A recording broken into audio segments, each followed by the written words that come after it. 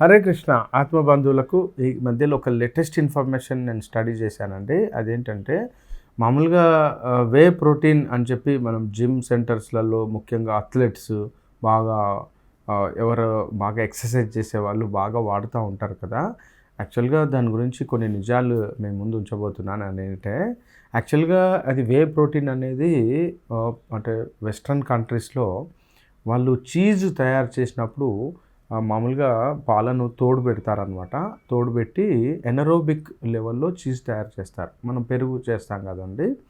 అంటే పెరుగు చేసినప్పుడు ఏమవుతుందంటే మనం ఓపెన్గా పెడతాం. అంటే పాలల్లో తోడు పెడతాం కదా, లాక్టిక్ యాసిడ్ బ్యాసిల్లస్ తోడు వేసినాక ఓపెన్గా పెడతాం కదా, అప్పుడు అది పులిసిపోయి తోడు దాని యొక్క కల్చర్ డెవలప్ అవుతుంది. అదే పాలల్లో ఎనరోబిక్ అంటే పూర్తిగా అసలు ఏమాత్రం గాలి చొరబడనటువంటి అంటే గిన్నెలో లేదా కంటైనర్లో ఈ తోడు పెడతారు కొన్ని రకాల జీవులను పంపించి, అంటే లాక్టిక్ యాసిడ్ బ్యాసిల్లస్ లాగానే.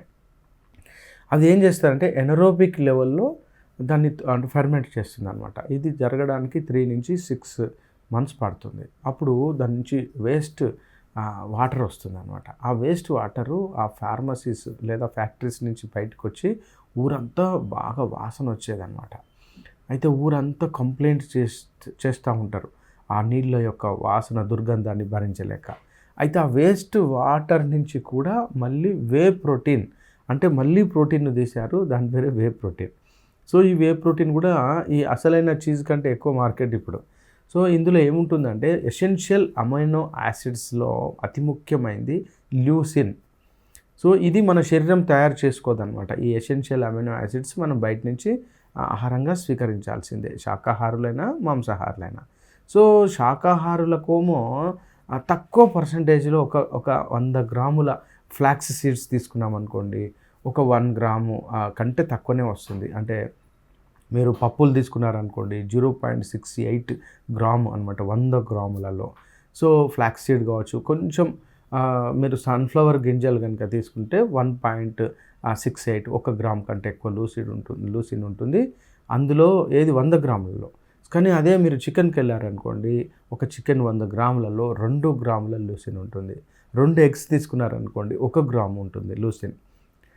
సో ఇక్కడ మనకు కావాల్సినటువంటిది ఇప్పుడు మనం చెప్పేది ఏంటంటే వే ప్రోటీన్లో 100 గ్రాములకు 10 గ్రాములు ఉంటుందన్నమాట. అంటే highest supplement of the leucine అనమాట. ఇది amino acid, essential amino acid. So ఇది మనం ఖచ్చితంగా మనకు అవసరం. అయితే డైలీ నీడ్స్లో ఇది మనకు డైలీ 2 గ్రాముల కంటే తక్కువ అవసరం మన శరీరానికి.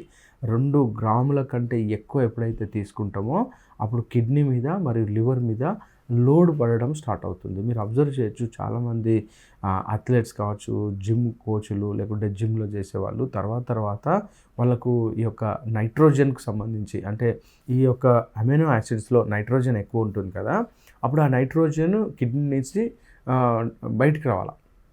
సో కిడ్నీస్ డ్యామేజ్ కావడానికి అవకాశం ఉంటుంది. సో అందరికీ విజ్ఞప్తి ఏంటంటే ఈ వే ప్రోటీన్ మనం ఒక స్కూప్ కంటే ఎక్కువ తీసుకుంటే అత్యంత ప్రమాదకరం.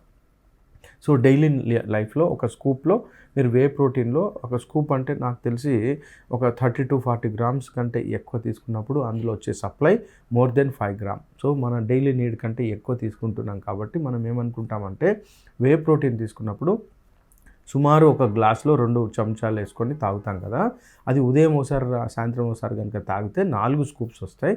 60 to 70 గ్రామ్స్ దాకా మనకు ఆ డోసేజ్ అందుతుంది అనమాట. సో ఎప్పుడైనా కూడా ఈ వే ప్రోటీన్ కనుక అధిక మోతాదులో తీసుకుంటే ప్రమాదంగా మనము గమనిస్తాం. యాక్చువల్గా ఇంకొక అసలు విషయం ఏంటంటే ఎప్పుడైతే ఈ యొక్క leucine essential amino acids from whey protein కనుక మనం ఎప్పటికీ కనుక కంటిన్యూగా తీసుకుంటే డయాబెటీస్ వచ్చేటట్టు లక్షణాలు, డయాబెటీస్కు మనం మారిపోతాం అన్నమాట.